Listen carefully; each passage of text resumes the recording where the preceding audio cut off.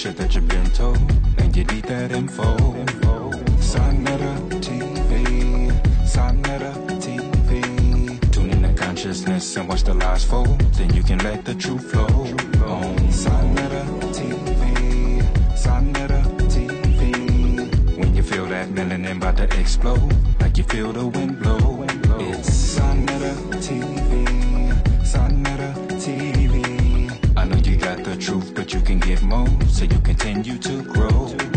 Sonetta TV, Sonetta TV.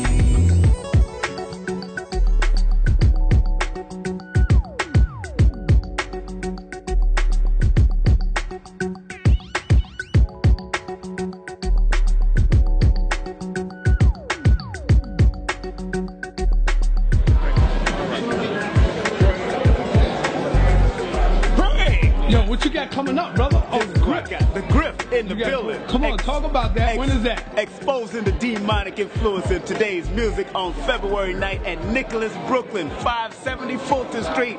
Don't miss it with Black Dot, Nairobi Sila, and Minister Asher Muhammad gonna be in the building. Sonetta say he coming, so make sure he get the DVD. I'll make sure he get the DVD also, just in case. But we're gonna be doing it at Nicholas, man. College students, you get a discount. But you always got something going. What's behind that? You know what is there. After that is the Women's History Month celebration for all the beautiful women, all the new women speakers I got coming out. That's hitting the street. That's March the 9th. April, we got, of course, the elders, the Council of Elders, Ray Higgins, James Smalls, Booker T. Coleman, Kaba, of course, Brother Kaba, and of course, Rosalind Jeffries, Dr. Rosalind Jeffries, and Queen of Four together on one stage. And it's called, the title is, What is Consciousness and Is There Conscious Community? Done deal. Right here at the National Black Theater. Yes, sir. So all right, my brother. Hopefully Sonetta will be there. I will be there for that one, because I'm going to get interviews out there. Yeah, I know you with all the elders. So you know I got to be here for that. It's just a small elder, but we know how it is. We're going to try to build that whole gap. Yes, sir. Yes, sir. You already know. Yes, sir. Integrity, okay. He said that the prophet never went to the Pan American Conference in Cuba. He showed a document from the so-called U.S. government saying that this is the list of all the delegates that went there on behalf of the United States. I'm taping. It's good. It's good. Because the prophet is not a citizen of the United States, right? He's representing the ancient Moorish Empire of Mexico, so his name would not be on that list as a delegate for the U.S. Be on that list as a delegate for the U.S. democracy. Not just that. What you have to look at is also the COINTELPRO operations, also them doing the cover-up and the infiltration that was with Coolidge, because remember Coolidge made the statement that if he could get over 500 to follow him, he'd back him with his army and navy, and of course he got over 1 million, and then that includes Garvey's people who are also conscious. But as it has been, when you check the federal records, when you do the research on even on histories of American religion documents in the Library of Congress, what you'll see, there's a common thread.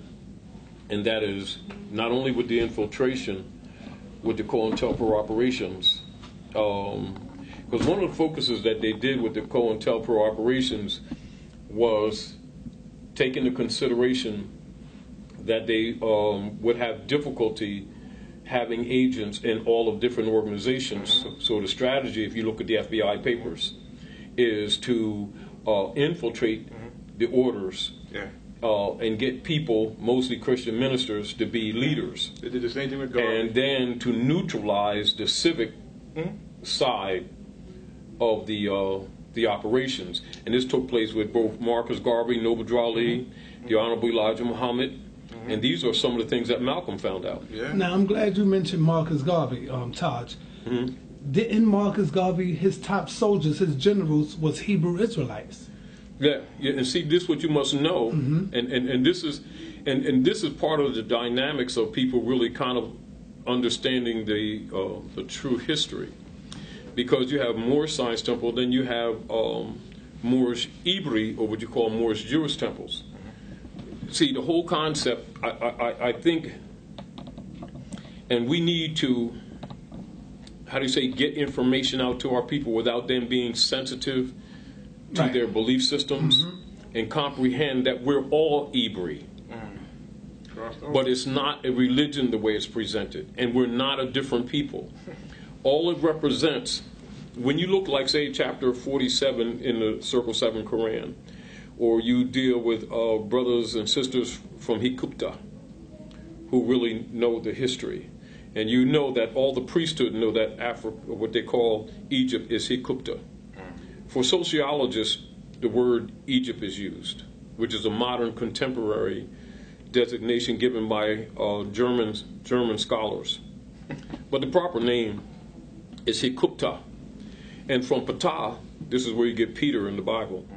And a lot of it has to do with the misconceptions that the Europeans have perpetrated relative to Jews. There is no Jew. We're Yahudi. And the Yahudi are those of the Asiatics that crossed the river. And this has to do with an ancient superdivere, the great Annexum superdivere, and that is just like a survey. And this is where the land was divided between Ham and Cush, simply father and son. And in the principles, the Asiatics crossed the river. You know, the father crossed the river and left the land.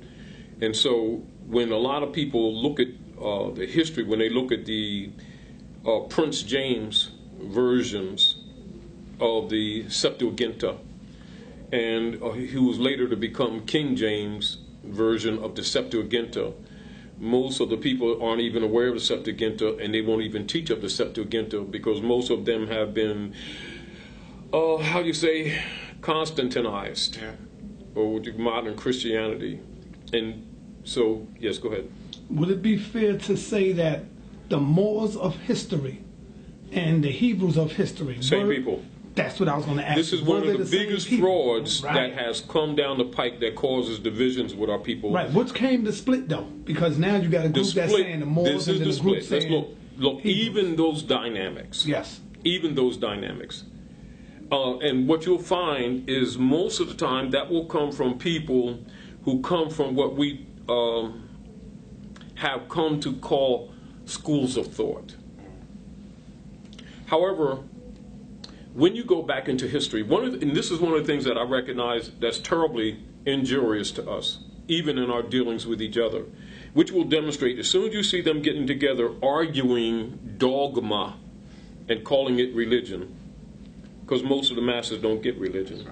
And that's not an attack on anyone, that's just simply the truth. But the Hebrews say that it's not a religion. But listen. Yeah, it's a nationality for them. Let's come. Say. I'm not arguing that. Right. I am saying we are the same people. We, the Moors of the North Gate, are referred to as the Ibri, which some people call Hebrew. It is no Hebrew, it's Ibri. That's those of us who crossed the river. It cannot be emphasized enough. There is no difference between us and our brothers and sisters on the other side of the water after the land's separated, except some of us are mixed. Those who crossed the river are the Ibri, falsely called Hebrew. Hebrew is a modern corruption of Ibri. We are the Ibri. We're not different people. Problem, some of us know it has to do with the dividing of the land.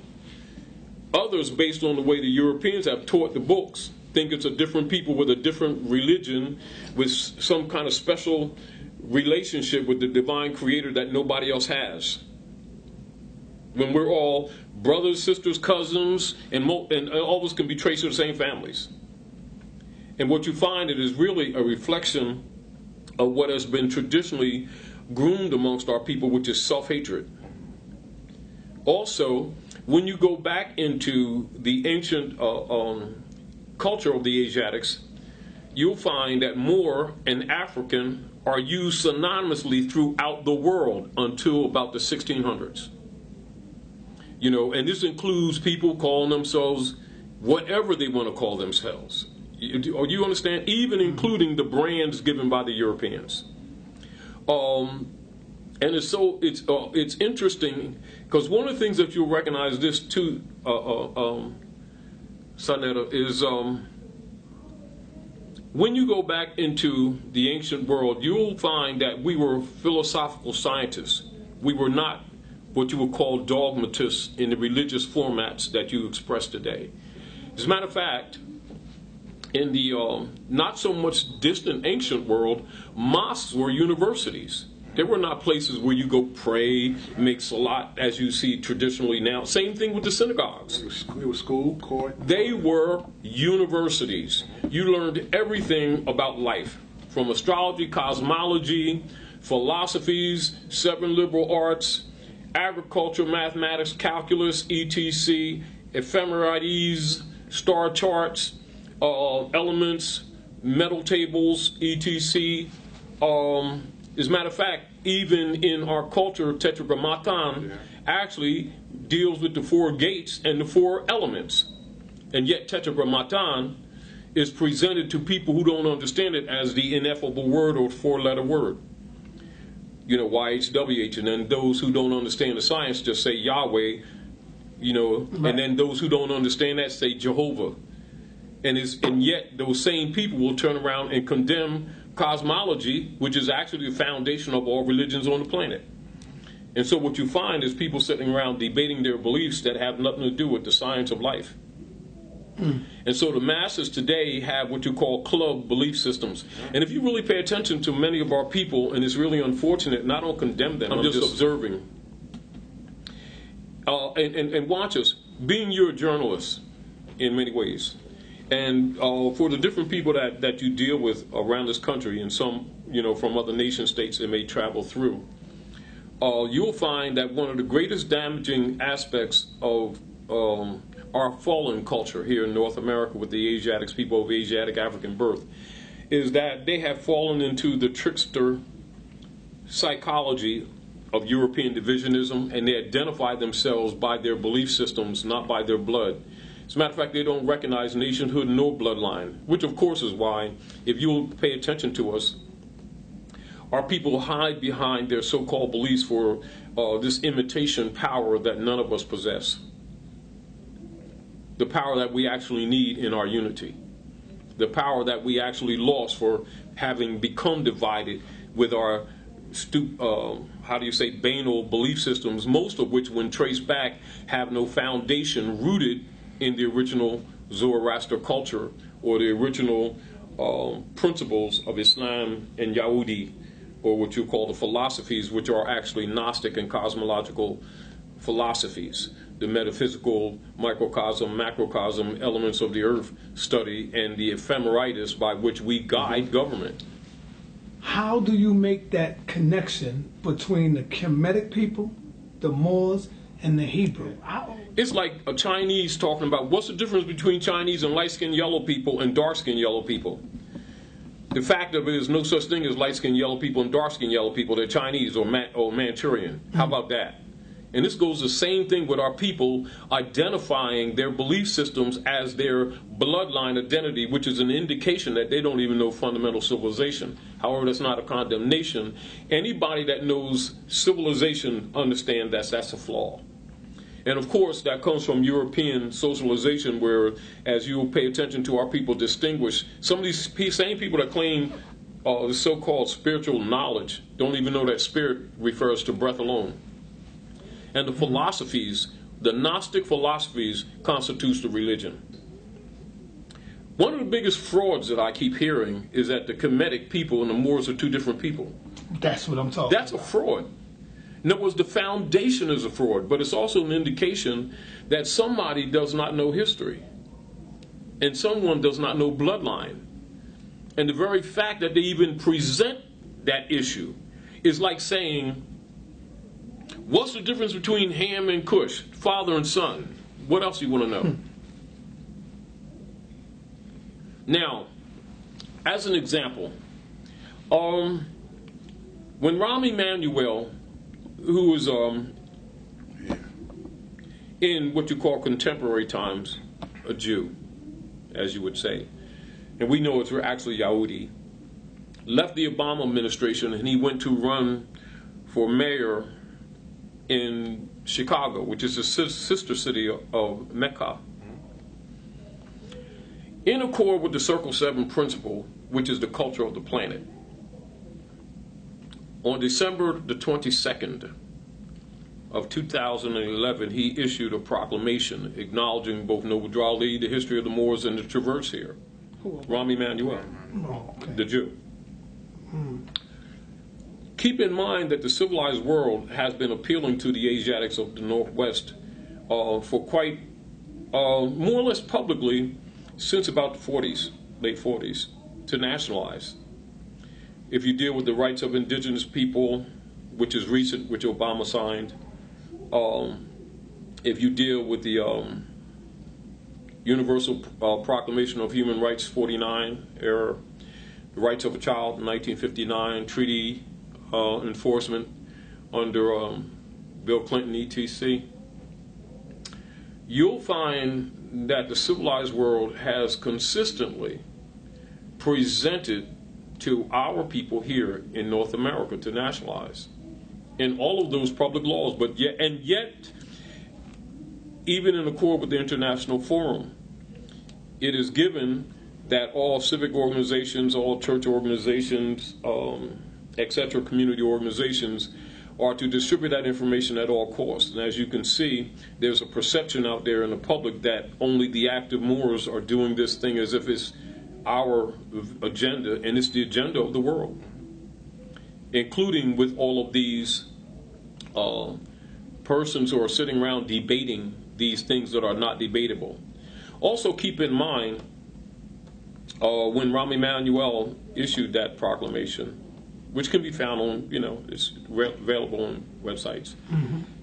December the 22nd, you're dealing with just the entry of the winter solstice in accordance with the North Gate. Now, of course, that is also symbolized when people make the Hajj, if people really know the science. It's also symbolized with the Circle 7. It's also symbolized with the metaphysical principles of the Master Seal, and the Nimbus, and the Mundane Cross. But what you'll discover is that many people that are debating dogmatism, which is a counterfeit version of religion, they're arguing belief systems. And when people are really dealing with religion, they're not dealing with beliefs, they're dealing with knowledge. And what you find is most neophytes are not aware of that because most of their leaders are pretty much sellouts. No. And it's just like Freemasonry. When you hear people talk about Illuminati, you hear a lot of people in the name of being so-called religious condemning Brother Jay-Z and Sister Beyonce, Rihanna. That's their seal. Is this evil? No. The goat sign? No. What does that mean, brother? Fertility. Ancient Africa, it means fertility. You can see it on the wall. But listen to this. Fertility. Yes. All over the world. Now, you know where it comes from? And this is provable. This is really provable. And this is when you know, when you hear people run around talking about, oh, we've studied ancient Kemet, right, and don't even recognize the symbols, including the symbol of civilization on the planet Earth, which is the Great Kunta, or what you call the pyramid, and calling it a sign of the devil.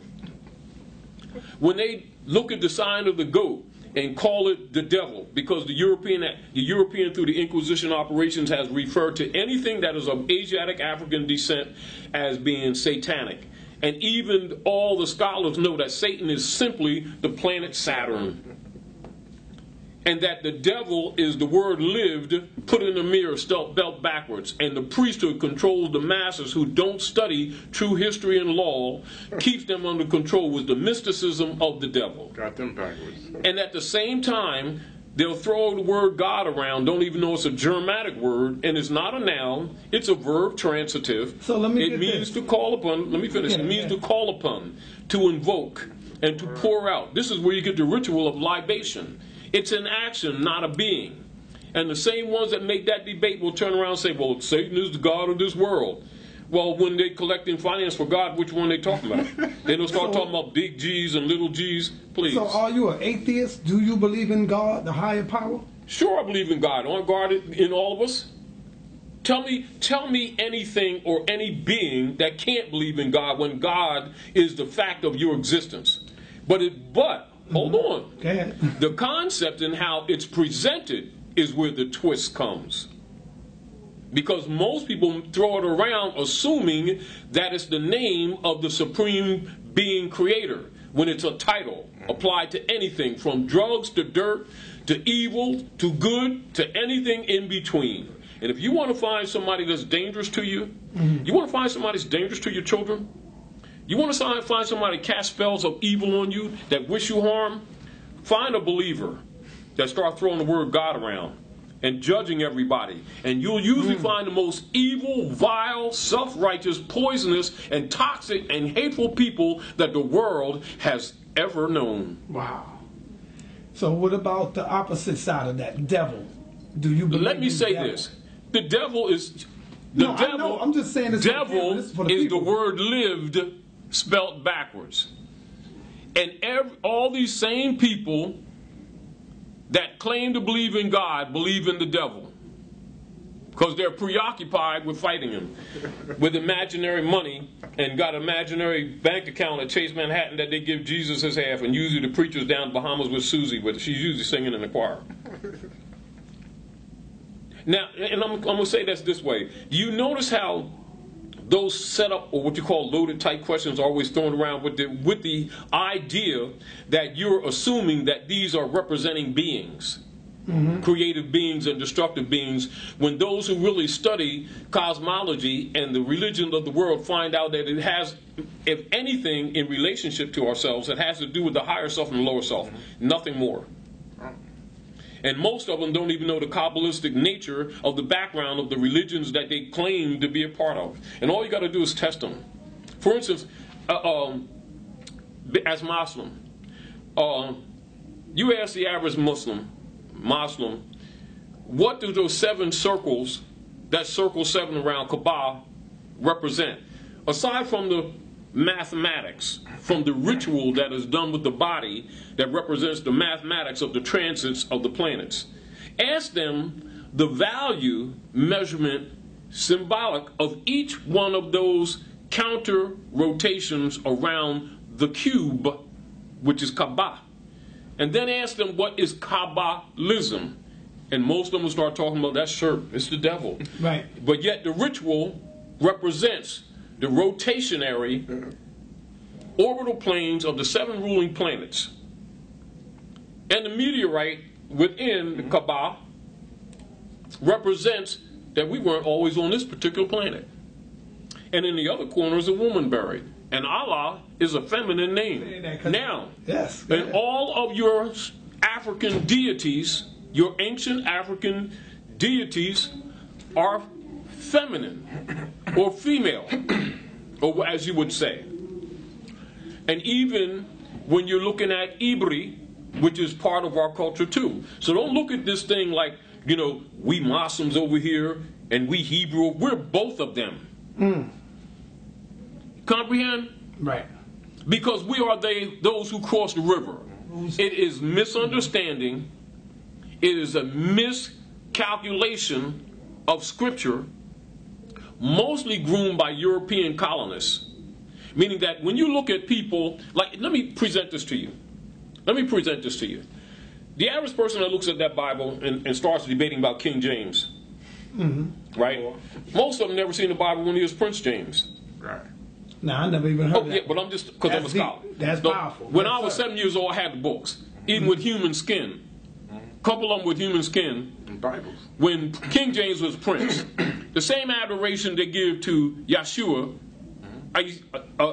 Isa, or what you call Jesus, after the Nicene Council, because there's no J in Hebrew. The same honor that they give to the churches in relationship to Jesus was first given to Prince James, and it was actually in the front of the book, but they removed them out.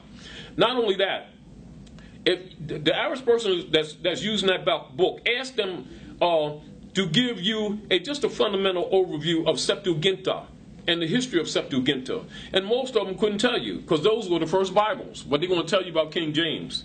Now, I'm not arguing about that. I'm just saying most of our debate comes because we're looking at even ourselves through an Eurocentric perspective and are arguing with each other because we hate each other, which is a European, Eurocentric perspective. Not only that, when you study our culture, we have a sempiternal culture. We absolutely have a sepulchral culture. And you look at the Asiatic culture, Asiatics, before European colonization, it is uncommon for anybody of Asiatic African descent not to speak less than 5 languages. Normal. Now they can't even speak one, and they're going to debate about the books that are translated out of the original tongues, out of the original culture, without its Kabbalistic background, without most of them knowing anything about the Septuaginta, nor the 72 scholars who were assigned by the popes of Rome to transliterate this stuff. Not only that, as an example, and I think we can move on to other things, just like some people sit around debating about the Bible and Elohim, right? Have you ever read the Bible? Sure. What do you mean? I have 14 of them in my library since I was 7.5. Beautiful. The reason I ask you that is because you'll find those who be having the debates, you'll come to find out they never even read the Bible. They going on belief or what somebody told them. Now, this is what cover to you. Now let me say this to you. Those same Masons that they condemn, part of their order is the preservation of the ancient truths. They will have Septuaginta in the Hebrew, Septuaginta in the Latin. They will have the history of the Nicene Council when the Romans altered the books. They will have the Kabbalistic background. You can go in any of those lodges and they'll have carpets on the floor with the wings of Ma'at that cost more than these people's houses who calling them devil worshippers. That's right. Do you comprehend? Now, we're not talking about any one individual who may use or misuse knowledge, because knowledge is neutral. It's like water. It can grow a plant that also can drown you. It's like fire. It can heat your house and can burn it down, according to how it's used. Now, what we do know is that some Masonic orders are in allegiance with the popes of Rome with their Spanish Inquisition operations that causes injury to our people. However, that's not to be confused with the knowledge that they may contain. The knowledge that they have pretty much is what you call world knowledge or the sublime knowledge of the earth, because those who rule must know what's really going on to keep it away from those who are considered profane or those who are held to servitude, so that those who rule don't by advertent or inadvertent activity do some moral or ethical thing that would change the structure of European occupation of the Maghrib of the Western Hemisphere. So don't confuse that, the knowledge that Masons have, with what Masons may do from the different orders, whether they're dealing with Scottish rites or York rites or anywhere in between, including the fact that Asiatic lodges and European lodges are separate. Who would you say is the ruler of the world right now? Pope of Rome. Is it the Vatican? Pope of Rome. And this is the other deal. If anybody knows, see, this is the, let me say this, Sonetta. People would say Jews, right? Yes.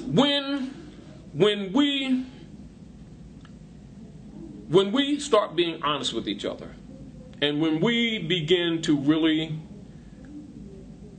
take an approach to try to help our people, we will all come to the same conclusions. You know, you hear all the term that says, all roads lead back to Abraham. Mm-hmm. Now, if you say that to most people, they'll start talking about their belief systems. But yet, in its real original Kabbalistic form, it really represents the activation of the chakras and the lighting of the fire in the head, or what they call the Krishna degree, the Christ degree, upon which all religion only exists to achieve. Do you comprehend? Yeah, I hear you. No, whether it's Islam, Judaism, Buddhism, Hinduism, or what you call Orthodox Christianity outside of the Niceno-Constantinopolitan Creed of Constantine and his mothers, which is used to rule condemn them. Because they're my brothers. Right. You understand? I would appeal that we would do better for each other. And I would say that every one of them should have a Septuaginta. Septuaginta is the first Bibles. Okay. So if you or I are going to be a scholar and talk about, we're going to debate this book, we should certainly know its foundation, shouldn't we? Mm-hmm. And then know that that came from the Book of the Dead. Mm-hmm. And that these Kabbalistic processes repeat themselves. This is nothing new. This is the other deal. Oh, King Simon. Turn the camera on. It's on. It's on. Okay, let the family. What's up, beloved? How you doing? This is the New York producer. His birthday's coming up. His birthday's coming up. His birthday coming up. My birthday coming up. Oh man, hold on. You got a birthday coming up, bro. February 14th. Mine's February 1st. February 14th. What we gonna do? Mine's February 1st. What we gonna do for his birthday, bro? I don't know. We come around to see you, man. Come around to see you. Bring the children some gifts, man. While they're still young, because you already know they're giving you I would like for you to take this time out because you've been missing damn near this whole winter right now. Talk about what you've been doing. The great work. I know you've been traveling, brother. Yes, I've been traveling. Talk about that. I talked to a lot of people, actually, other nationals. And the interesting, let me give this to you, Sonetta. We were coming from a class in Delaware, which we do at the Ram House with Dr. Nyla Gilliam, who holds Ram sessions, 602 Van Dever in Delaware. We do that regularly.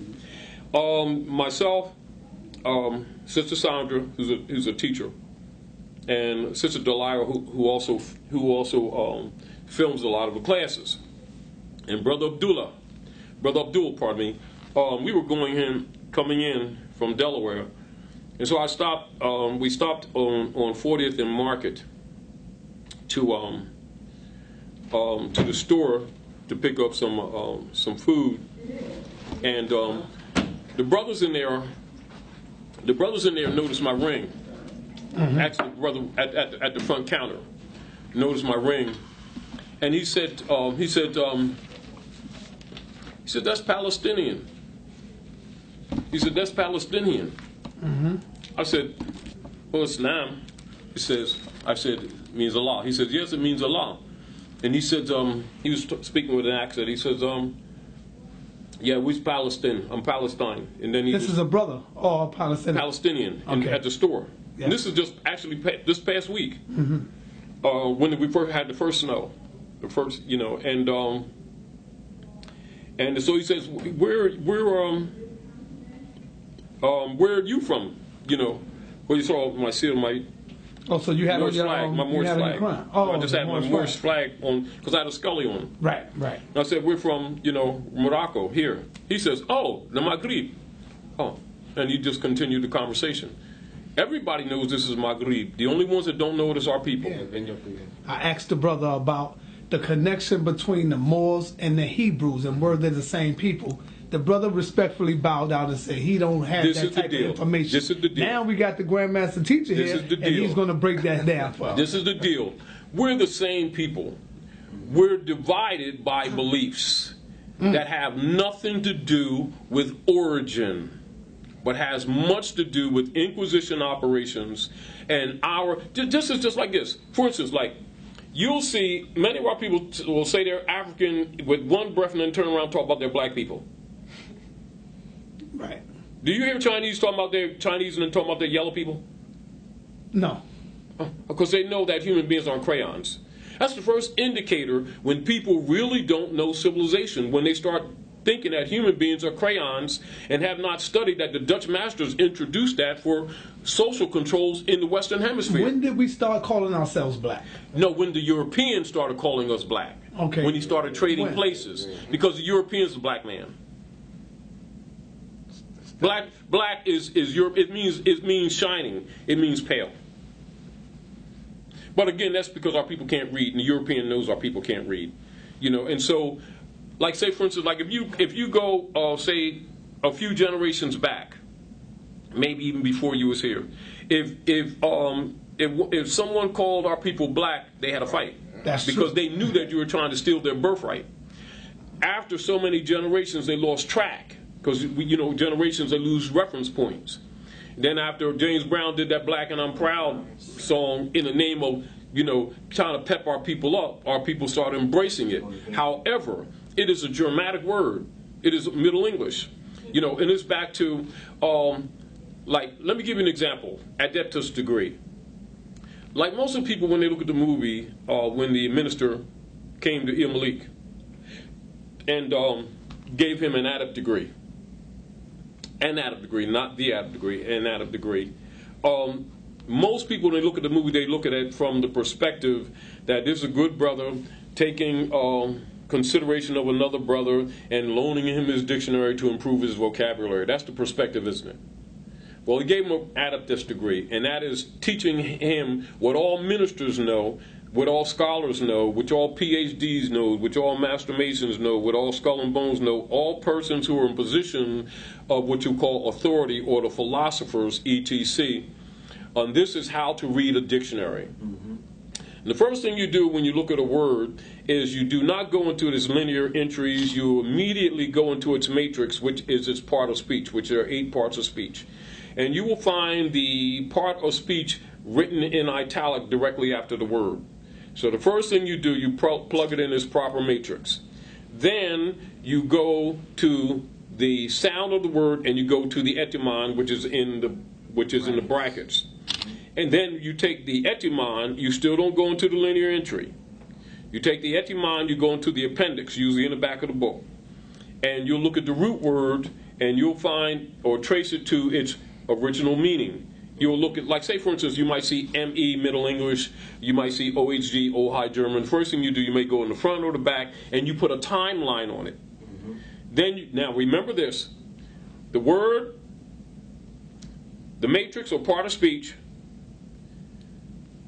the etymon, and from the etymon, from its origin, etymon will give you its origin, and then it will give you its true meaning, history, etc. And so you put a timeline, which is mathematics. And then you know whether a scholar is taking something that may be constructed in present time, contemporarily, for social engineering purposes, and made it retroactive to cause deception, misrepresentation, or distorted meanings. And this is the fundamental rule of the etymon. That's an etymon degree. That's what was shown to Malik. All ministers know that. All Masons know that. And not that every Mason knows that, meaning this information is available to people who have title.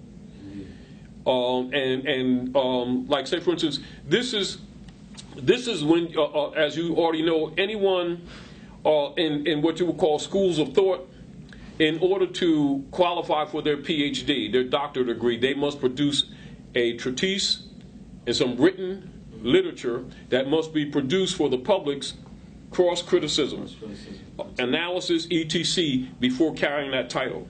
And you'll find people that carry all kinds of titles, doctor this and doctor that, and have not produced one piece of literature. Also, a lot of them don't do it because they know that a real scholar knows the etymon principle, and they can go and look at their stuff and look at the words that they're used and go ahead and place it in its time slot and recognize whether they're COINTELPRO-operatives or not. A person who can't read would not know that. And this is the advantage that scholars have that is missing with most of our people. And this is one of the reasons that I always appreciate Brother Abdullah's work, and I think that more people should pay attention to that, because that principle, even though it's part of Moorish science, it's part of Asiatic African culture. And they keep looking at Moorish science as if it's some belief system, which is a fraud. So when people say that, that the people can't read, right? And then you might have somebody who could understand words and things of that nature, and they like, I could read. I know how to read. I read the biggest words. But what you're saying is, etymology-wise, you can't read because you're not able to decipher. Let's look at this. Let's look at this. And I always like to, when a lot of times, sometimes me and Dooley does classes together. Now, he's a master etymologist, right? And I know fundamental, but he's the master. Yes. But I understand this principle. And one thing I've always done with my children, I use a symbol of the structure of an atom with a nucleus, electrons and protons, and the ribs, etc. And then I use the same symbol with ABCs in the middle, in the true meaning, history, and meaning of a word, as a symbol for the etymon. As a matter of fact, I use that on the cover of my book, Wardship Dispeller, which is not an etymology book, but it is a fundamental etymology on the word God for reversal principles, social reversals. when it comes to real structure of an etymology book, I would come to Abdullah. Yeah. But I do it to present the honor and the integrity of etymology. So you can look at etymology, look at a seed. What a seed is to a word, what an egg is to a being, what a seed is to a plant, what a core of anything is to any particular element, the etymon is to every word. Indeed. This is a principle in linguistics. It is not optional based on what school of thought you're from. For this goes to literature and literary thought and grammatication around the planet. And it was particularly part of the sciences that was brought to Europe by the Moors in the 1300s in what is known as the Renaissance. And this is why those who really know history and world government know that the Europeans are ruling these Asiatics with their own stuff. And our people sit around calling education European stuff, and it's their own stuff. And these Masons and Skull and Bones and all these people, all these Rhodes scholars, are simply Europeans who have preserved the knowledge of the Moors and are referred to as Renaissance men. And that's why all of their secret societies, when they do their rituals, they will wear the Moorish fez. Indeed. They will even dress it in jewels. And that goes for the presidents right on down, including George Washington. But they got the sword on there. What does that mean? Subjugation, that's the Moorish sword with the dual-edged sword. It has a dual meaning. It's the tongue. It also represents justice. But of course, the head of the Sphinx, it also represents the subjugation of the Moabite woman, which means you conquer the woman, you got the nation. Because they know in according with nature, not what people's belief systems are. If you conquer the woman, you already know you got the son, because woman produces both male and female, and all eggs are first feminine. And so all the ego systems that our people have adopted from the European colonial belief systems has no foundation in African culture, because all African cultures are actually matriarchies. And what you'll see that most of these brothers and sisters that are debating these things now are dealing with a patriarchal system that they've adopted from Rome, which is a corrupted perspective even going into so-called African spirituality, which is pretty much a partial misrepresentation. And it's doing us an injustice. But it's ancient. It's ancient Amexem. The deal is we're the same people. And see, this, if you pay attention to this, so many people are debating about what they want to call themselves, and what they need to recognize. You check the records of the world.